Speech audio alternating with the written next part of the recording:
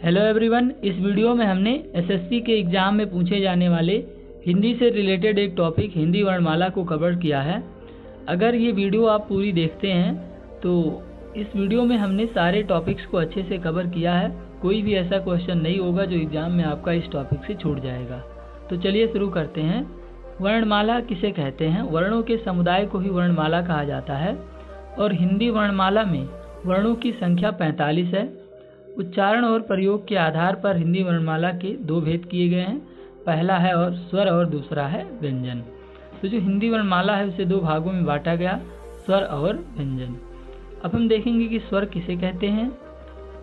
स्वर ध्वनियाँ वह होती हैं जो स्वतंत्र रूप से बोली जाती हैं परंतु जिनका प्रयोग स्वतंत्र रूप से ना होकर मात्राओं के रूप में हो, उसे स्वर कहा जाता है।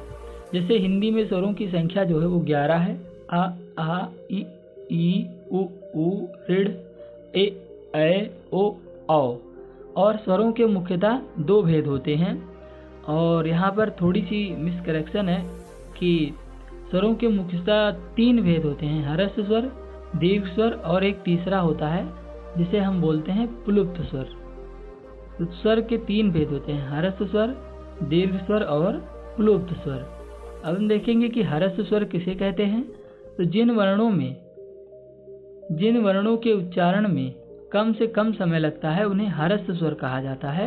जैसे आ ई उ ऋ, इन्हें मूल स्वर भी कहा जाता है।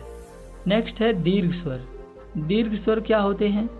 तो दीर्घ स्वर वह होते हैं जिनका उच्चारण करने में ह्रस्व स्वर का 2 गुना समय लगता है, उन वर्णों को दीर्घ स्वर कहा जाता है। और इसके उदाहरण हैं जैसे आ ई उ ए ऐ ओ और औ। ये ह्रस्व स्वर के 2 गुना समय में उच्चारित किए जाते हैं, तो इनको हम कहेंगे दीर्घ स्वर। अगला जो टॉपिक है वो है व्यंजन, यानी स्वर का दूसरा प्रकार है, वर्णमाला का दूसरा प्रकार है व्यंजन। व्यंजन किसे कहते हैं? तो जिन वर्णों के पूर्ण उच्चारण के लिए स्वरों की सहायता ली जाती है वह वर्ण व्यंजन कहलाते हैं। अर्थात व्यंजन बिना स्वरों की सहायता के बोले ही नहीं जा सकते हैं। तो ये संख्या में 33 हैं और व्यंजन के जो हैं वो 3 भेद होते हैं, स्पर्श व्यंजन, अंतस्थ व्यंजन और ऊष्म व्यंजन। तो स्पर्श व्यंजन, अंतस्थ व्यंजन और ऊष्म व्यंजन, इन सबको हम एक एक करके देखने वाले हैं। स्पर्श व्यंजन क्या होते हैं? स्पर्श व्यंजन वह होते हैं, अब इनको 5 भागों में रखा गया है और हर वर्ग में 5-5 व्यंजन है।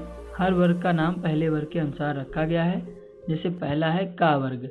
का वर्ग में आते हैं का खा गा घा अंगा, चा वर्ग में चा छा जा झाइया, टा वर्ग में टा ठा डा ढाड़ा, टा वर्ग में ता था दा धा ना, और यहाँ पर आता है पा वर्ग इसके बाद। तो पा वर्ग में आते हैं पा फा बा भा मा। तो ये हैं स्पर्श व्यंजन, आप यहाँ पे देख सकते हैं। पा वर्ग में आते हैं पा फा बा भा मा। और दूसरा जो व्यंजन का प्रकार है वो है अंतस्थ व्यंजन। तो इनकी संख्या 4 होती है, या रा ला और वा को ही अंतस्थ व्यंजन कहा जाता है। और तीसरा जो है वो है ऊष्म व्यंजन और इनकी संख्या भी 4 होती है, सा और हा। तो इस वीडियो में हमने हिंदी वर्णमाला को डिस्कस किया। अगर आपको और भी टॉपिक चाहिए तो आप कमेंट सेक्शन में कमेंट ज़रूर करिए।